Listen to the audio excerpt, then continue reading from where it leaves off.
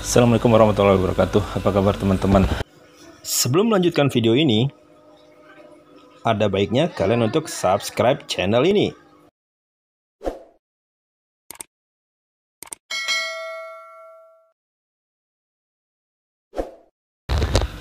Oke, masih di bulan Ramadan. Ini udah masuk ke, harusnya udah masuk ke hari ke-20-an.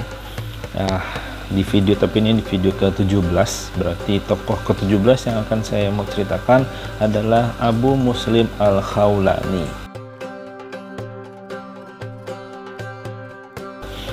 Jadi beliau ini diceritakan di suatu ketika di waktu dia di Jazirah Arab tersebar berita bahwa Rasulullah SAW ini dikabarkan telah meninggal dunia ataupun wafat. Kabar Rasulullah meninggal ini tersiar sampai ke Jazirah Arab. Kabar yang tersiar mengenai wafatnya Rasulullah SAW adalah ketika beliau jatuh sakit pulang dari Haji Wada. Nah, kondisi ini dimanfaatkan terutama oleh setan untuk mempengaruhi orang-orang yang sudah memeluk agama Islam untuk kembali murtad atau kembali mengingkari ajaran Allah dan mengingkari untuk ajaran dari Rasulullah SAW.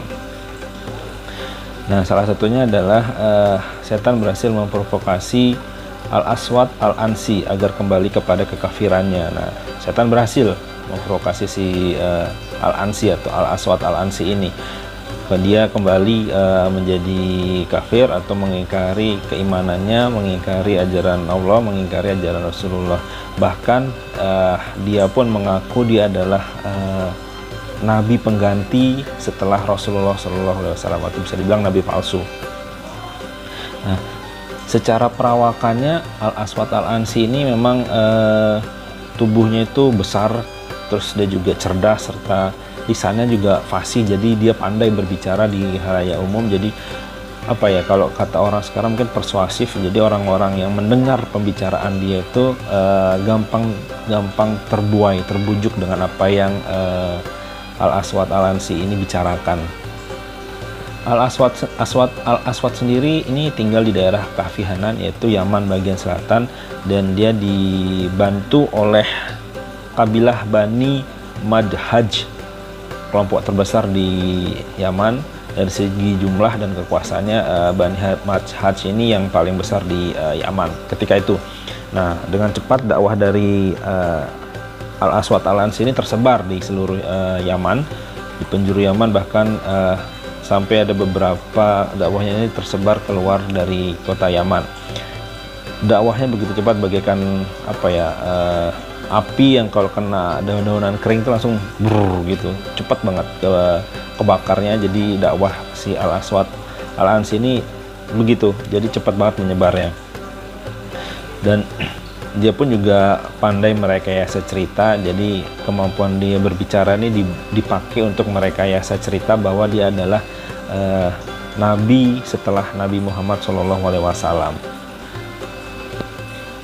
Selain dia pandai bicara, kecerdasan si Al-Aswad Al-Ansi ini juga disalahgunakan. Dia menempatkan orang-orang kepercayaannya atau beberapa orang suruhannya di beberapa titik, atau disebarlah di seluruh Bani Madhaj atau di seluruh rakyat Yaman disebar. Jadi ketika orang-orang Yaman ini selain dalam tanda kutip mengadu atau curhat kepada Al-Aswad Al-Ansi ini, si Al-Aswad Al-Ansi ini sudah tahu kondisinya. Jadi orang yang mengadu ini seperti percaya bahwa Al-Aswad Al-Ansi ini memang tahu segalanya, padahal tidak.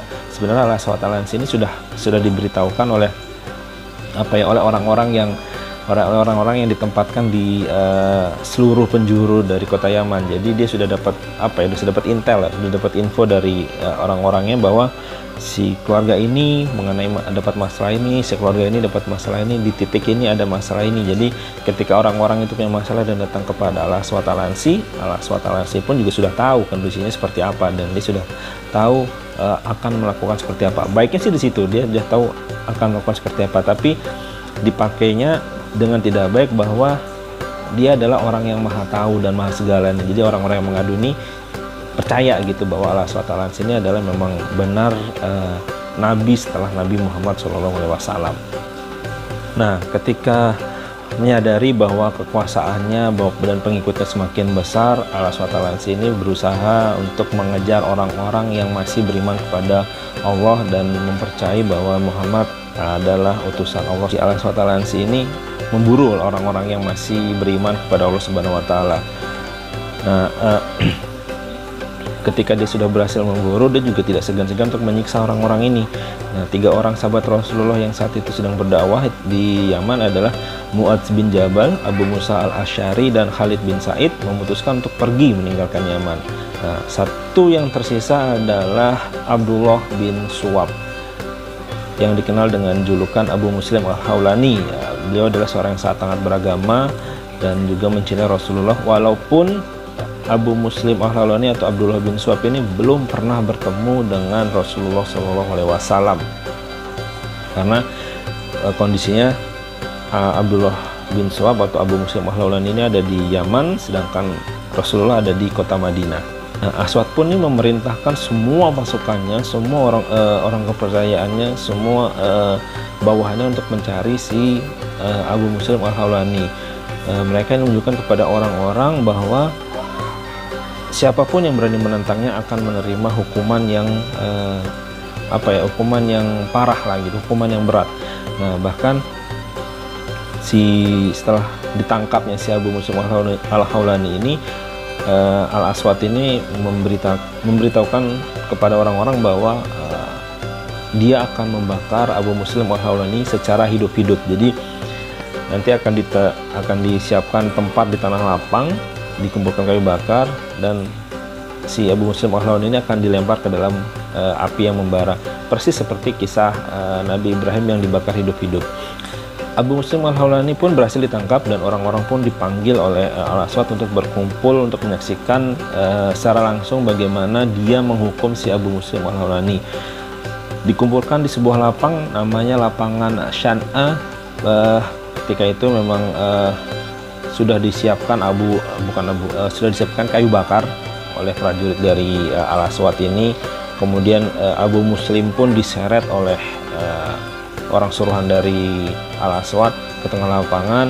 Abu Muslim ini melihat Aswad ini penuh dengan kesombongan. Jadi karena dia mengaku sebagai nabi, jadi dia ingin menunjukkan bahwa dia yang paling berkuasa ke rakyatnya ketika itu. Nah, Aswad pun bertanya kepada Abu Muslim, apakah engkau bersaksi bahwa Nabi Muhammad SAW adalah Rasulullah? Abu Muslim pun menjawab dengan tegas, benar, beliau adalah utusan Allah Subhanahu wa taala dan penutup para nabi. Nah, Aswad pun kembali bertanya dengan sedikit agak ngegas ya teman-teman, apakah engkau bersaksi bahwa aku adalah utusan Allah? Terus Abu Muslim pun menjawabnya, maaf, telinga aku tersumbat, aku tidak mendengar kata-katamu, jawab Abu Muslim. Nah, mendengar jawaban itu Aswad ini semakin emosi gitu, semakin emosi, marah. Terus dia bilang, akan kucampakkan kau ke dalam api yang berkobar itu. Terus Abu Muslim berkata lagi, jika engkau bakar dengan bahan bakar kayu, engkau akan dibalas dengan api yang bahan bakarnya dari manusia dan batu. Akan dibalas di neraka maksudnya Abu Muslim. Nah, Aswad pun kembali mengulur waktu sambil berkata, aku tidak tergesa-gesa, aku memberimu kesempatan, apakah engkau tetap mengakui bahwa Muhammad adalah utusan Allah? Aswad masih kasih kesempatan untuk si Abu Muslim untuk berubah imanannya dari yang beriman kepada Allah untuk keluar jadi kafir. Nah, di sini Abu Muslim tetap pada pendiriannya, tetap menyatakan bahwa Rasulullah adalah utusan Allah dan tidak ada Tuhan selain Allah Subhanahu wa taala. Aswad semakin murka, nada bicara semakin tinggi, dan Abu Muslim menanggapinya dengan santai sambil berkata, seperti biasa sudah kukatakan, telingaku tersumbat sehingga aku tak bisa mendengar apa kata-katamu, wahai Aswad, kata si Abu Muslim. Nah, mendengar jawaban seperti itu, Aswad Al-Ansi semakin naik pitam dan emosi banget gitu lah.